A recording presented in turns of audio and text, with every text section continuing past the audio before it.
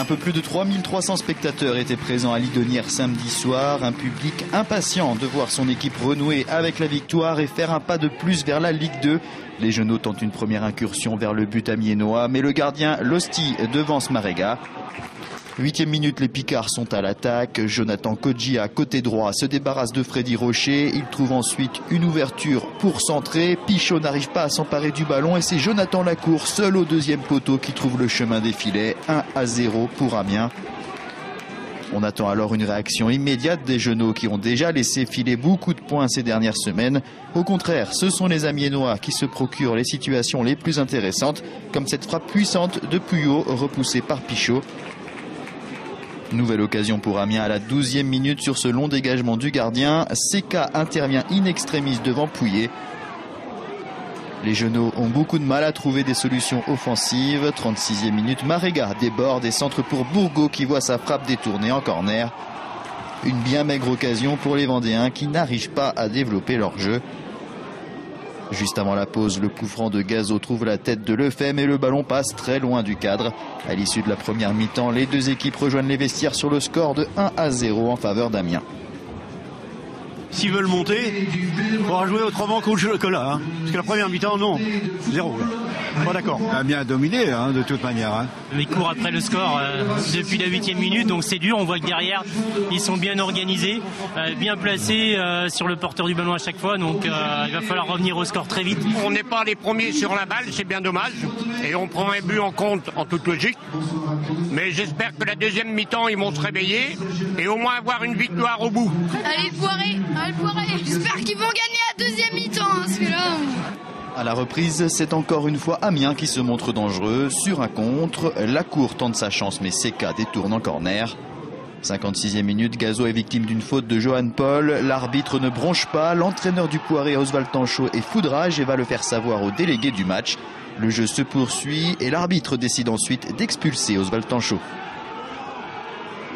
J'ai pas mes nerfs après lui, même si les mots que j'ai dit c'est lamentable, uniquement lamentable. Donc voilà, si ça mérite une expulsion. D'ailleurs, c'est ce qu'il a mis sur la feuille de match. Il me reproche de l'avoir dit 5 fois, mais je peux le dire 5 fois. Ça a été lamentable. Pour moi, le tacle de Johan Paul à la hauteur du torse de Gazo mérite un jaune et il n'y a même pas faute. Donc c'est une réaction parce que j'aime pas l'injustice. L'entraîneur Genot doit donc suivre la fin du match en tribune. 1 minute seulement après cet incident, les Bleus se procurent une occasion intéressante, mais Marega et Lefebvre se télescopent. Pour une raison inconnue, Kevin Dasneves écope d'un carton jaune. Mauvaise réaction du capitaine du Poiré qui exprime son mécontentement en bousculant l'arbitre avec le torse. La sanction est immédiate, carton rouge. Menés 1-0, les Genoux vont devoir jouer la dernière demi-heure à 10 contre 11. Paradoxalement, c'est dans cette configuration qu'ils vont se montrer les plus dangereux, comme sur cette frappe de Kifouetti que Lefebvre est tout près de reprendre. 2 minutes plus tard, le même Kifouetti sert Marega, mais le défenseur amiénois Mbo était bien placé près du poteau. 78e minute, Gazo récupère le ballon et tente de trouver Lefebvre au deuxième poteau, mais il manque encore quelques centimètres à l'attaquant Genot. Nouvelle alerte pour les Amiénois sur ce coup franc de Gazo. Les Vendéens jettent leur dernière force dans la bataille pour tenter d'égaliser, mais rien n'y fait. Amiens tient sa victoire 1-0 face à une équipe du Poiré décevante, surtout en première période. Ça nous fait du bien déjà parce qu'on assure en quelque sorte quasiment le maintien. Après, ça nous fait du bien. Et puis, c'est vrai que je pense que le Poiré était contracté beaucoup plus que nous. Et je pense que c'est ce qui a joué quand même sur l'issue du score. Voilà, bonne chance au Poiré et puis félicitations pour ce qu'ils ont fait cette année. On sort frustré, déçu et on va dire on n'est pas plus avancé aujourd'hui dans notre quête de rachat et de regain de confiance parce qu'après un match comme ça on sort un peu sonné. Maintenant il reste 3 matchs, on va jouer le jeu jusqu'au bout, on va se battre et quoi qu'il arrive jusqu'à la 38e journée on va essayer de pas avoir de regrets. On peut être surprenant et on peut étonner, notamment dans les 3 derniers matchs. On n'a pas dit notre dernier mot et je pense que les joueurs derrière le match de ce soir vont avoir une réaction d'orgueil.